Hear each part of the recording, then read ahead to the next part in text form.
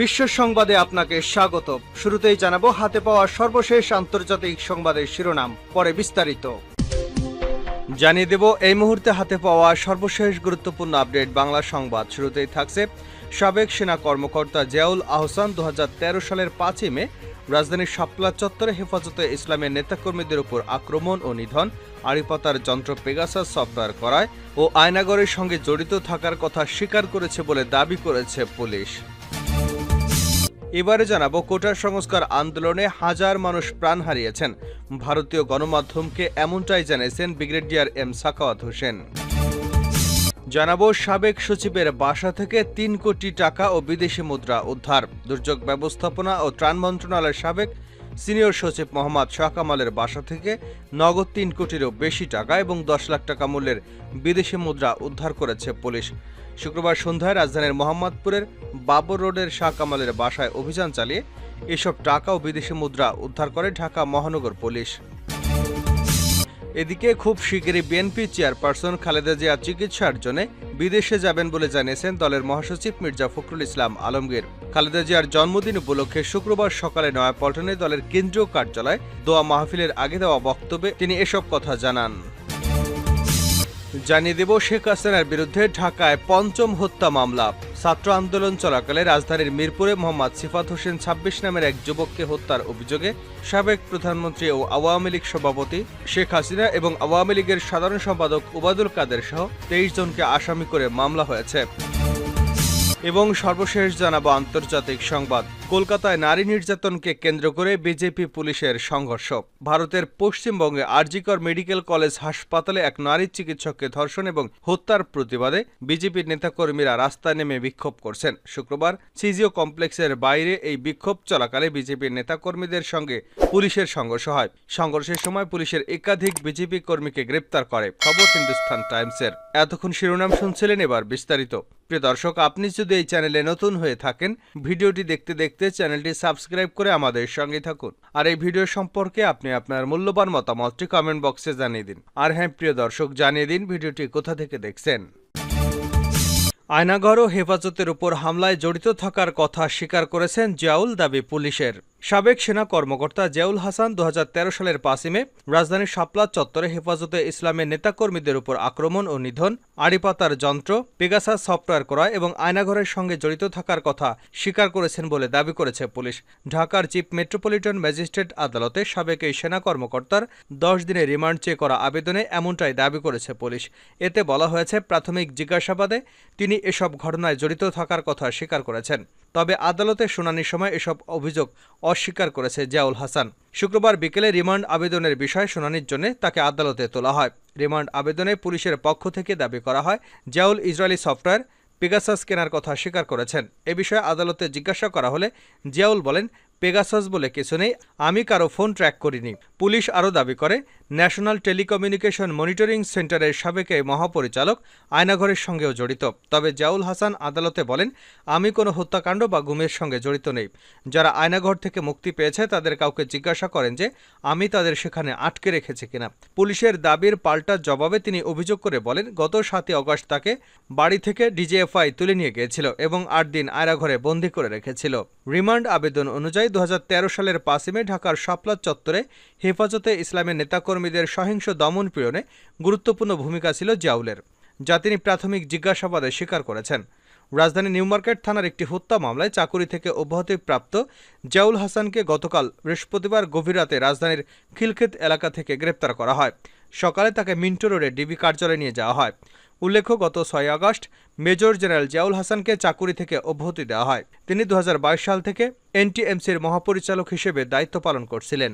এর আগে তিনি ওই কোম্পানির পরিচালক ছিলেন। এর আগে 2009 সালে তিনি র্যাব 2-এর ভাইস ক্যাপ্টেনের দায়িত্ব পান। একই বছর তিনি লেফটেন্যান্ট কর্নেল পদে পদোন্নতি পেয়ে র্যাব সদর দপ্তরের গোয়েন্দা শাখার পরিচালক নিযুক্ত হন। আন্দোলনে 1000 মানুষ প্রাণ হারিয়েছে, ভারতীয় সংবাদ মাধ্যমকে এম সাখাওয়াত হোসেন। অন্তর্বর্তীকালীন সরকারের সদ্য সাবেক স্বরাষ্ট্র উপদেষ্টা ব্রিগেডিয়ার জেনারেল অবসরপ্রাপ্ত এম সাখাওয়াত হোসেন জানিয়েছেন, কোটা সংস্কারের দাবিকে কেন্দ্র করে বাংলাদেশের সাম্প্রতিক আন্দোলনে 1000 মানুষ নিহত হয়েছেন। শুক্রবার ভারতীয় সংবাদ মাধ্যম নর্থ ইস্ট নিউজকে দেওয়া এক সাক্ষাৎকারে এ দাবি করেন তিনি। মুঠোফোনে নর্থ ইস্ট নিউজকে দেওয়া সাক্ষাৎকারে সদ্য সাবেক স্বরাষ্ট্র উপদেষ্টা এম সাখাওয়াত হোসেন বলেন, শেখ হাসিনার সরকারের নির্দেশে পুলিশ বাহিনীর প্রাণঘাতী অস্ত্রের গুলিতে ঢাকাসহ অন্যান্য জেলায় নিহত এসব মানুষের বেশিরভাগই তরুণ ও শিক্ষার্থী। এম সাখাওয়াত হোসেন বলেন, ক্ষমতা আঁকড়ে ধরে রাখতে মরিয়া শেখ হাসিনা মানুষের জীবনের কোনো পরোয়া করতেন না। পুলিশের ঊর্ধ্বতন কর্মকর্তারা ছাড়াও এই হত্যাযজ্ঞ চালানোর নেপথ্যের কারিগর ছিলেন আসাদুজ্জামান খান কামাল, আনিসুল হক, ওবায়দুল কাদের, এদের মতো শেখ হাসিনার মন্ত্রিসভার অনেক সদস্য। অন্তর্বর্তী সরকারের স্বরাষ্ট্র উপদেষ্টার দায়িত্ব গ্রহণের পর অসংখ্য পুলিশ কর্মকর্তার সঙ্গে কথা বলেছেন জানিয়ে এম সাখাওয়াত হোসেন বলেন, পুলিশ সদস্যদের শান্ত করতে টানা 5 ঘণ্টা তাদের সঙ্গে আলোচনা করতে হয় আমাকে। তারা কাকে হত্যা করেছে এবং শেখ হাসিনার সরকারের কে তাদের এমন নির্দেশনা দিয়েছেন তা আমি জানতে চেয়েছিলাম। এটা শুনে অনেক পুলিশ সদস্য কান্নায় ভেঙে পড়েন। এসব হত্যাকাণ্ডের জন্য অনুশোচনা এবং অপরাধবোধের অংশ হিসেবে তাদের কেউ কেউ আমাকে আলিঙ্গনও করেন। নোবেল বিজয়ী ডক্টর মোহাম্মদ ইউনূসের নেতৃত্বাধীন সরকারের আশপাশে অনেক দুষ্কৃতকারী এবং শত্রু লুকিয়ে আছে দাবি করে এম সাখাওয়াত হোসেন বলেন, ভারত সরকারের প্রতি আমাদের বার্তা হলো, আপনারা কি ঢাকায় বন্ধুত্বপূর্ণ নাকি একটি শত্রুভাবাপন্ন একটি সরকার দেখতে চান?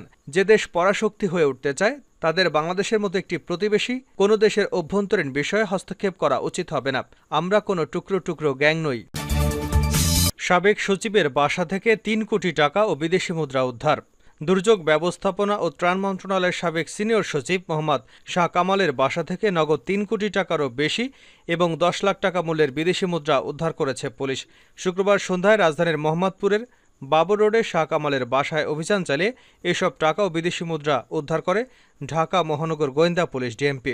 ডিএমপির পক্ষ থেকে জানানো হয়েছে, গোপন সংবাদের ভিত্তিতে অভিযান চালিয়ে বাবর রোডের এ ব্লকের 29/2 এবং 3 নম্বর বাড়ি থেকে এসব টাকা ও বিদেশি মুদ্রা উদ্ধার করা হয় ও বাসা থেকে নগদ 3,01,10,166 টাকা, 74,400 টাকা দামের 100 টাকার প্রাইস বন্ড, 10,03,306 টাকা মূল্যমানের বিদেশি মুদ্রা উদ্ধার করা হয়েছে।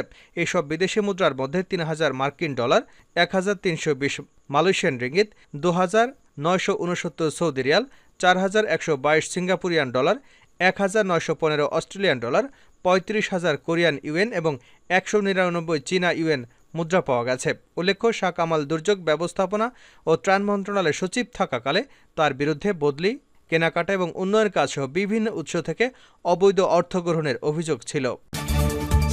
খালেদা জিয়ার চিকিৎসার জন্য শিগগিরই বিদেশে যাবেন মির্জা ফখরুল। খুব শিগগিরই বিএনপির চেয়ারপারসন খালেদা জিয়া চিকিৎসার জন্য বিদেশে যাবেন বলে জানিয়েছেন দলের মহাসচিব মির্জা ফখরুল ইসলাম আলমগীর। খালেদা জিয়ার জন্মদিন উপলক্ষে শুক্রবার সকালে নয়াপল্টনের দলের কেন্দ্রীয় কার্যালয়ের সামনে দোয়া মাহফিলের আগে দেওয়া বক্তব্যে এসব কথা বলেন তিনি। মির্জা ফখরুল ইসলাম বলেন, ম্যাডামের জন্মদিনে একটা সুসংবাদ দিতে চাই। আল্লাহ যদি রহম করেন, ম্যাডামকে অতি শিগগিরই আমরা বিদেশে চিকিৎসার জন্য নিয়ে যাবার সিদ্ধান্ত নিয়েছি।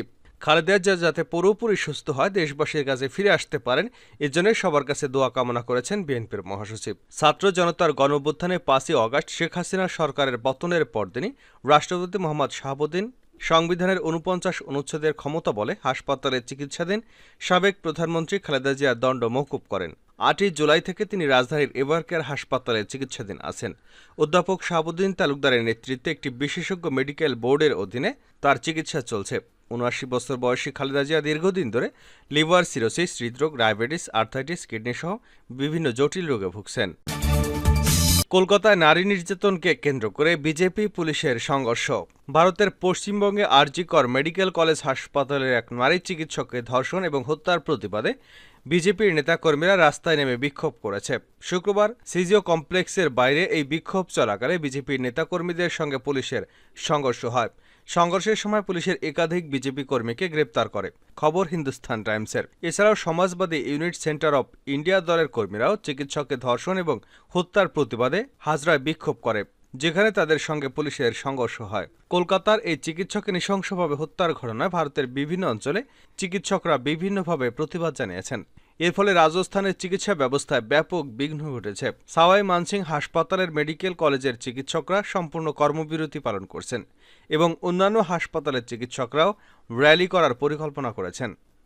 পাটনার Indira Gandhi institute of medical সায়েন্সের চিকিৎসকরা জানিয়েছেন, যতদিন পর্যন্ত ওই নারী চিকিৎসকের হত্যাকাণ্ডের বিচার না হচ্ছে ততদিন তারা কাজে ফিরবেন না। এর ফলে হাসপাতালটির জরুরি বিভাগও বন্ধ করে দেওয়া হয়েছে। এদিকে কলকাতা পুলিশ জানিয়েছে, আরজি কর মেডিকেল কলেজে পরশুরাতে যারা ভাঙচুর চালিয়েছিল তাদের মধ্যে ১৯ জনকে গ্রেপ্তার করা হয়েছে। গ্রেপ্তারকৃতদের ২২ আগস্ট পর্যন্ত রিমান্ডে নেওয়া হয়েছে। গত ৯ আগস্ট আরজি ফর হাসপাতালের সেমিনার হলে এক নারী চিকিৎসকের ধর্ষণের পর নির্মমভাবে হত্যা করা হয়। এই ঘটনার পর থেকে পশ্চিমবঙ্গের রাজধানী কলকাতা সহ বিভিন্ন